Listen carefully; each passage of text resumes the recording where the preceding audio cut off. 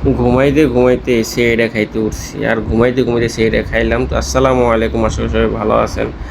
আর সাত সকালবেলা দোকানে আল্লাহর নাম নিয়ে চলে গেলাম। আর আলহামদুলিল্লাহ আজকে একটু কাজ কাম মানে খুবই কম, দোকানে কাজ কাম নাই বললেই চলে। তো এই গাড়িটা কমপ্লেন আছে, এই গাড়িটা আগে করতে হবে। এই গাড়িটা তার সাপ একটা পিন্টু আর এই জায়গাটা আছে, এই পিন্টুটা শেষ করে তারপরে আবার অন্য গাড়ি ধরতে হইব।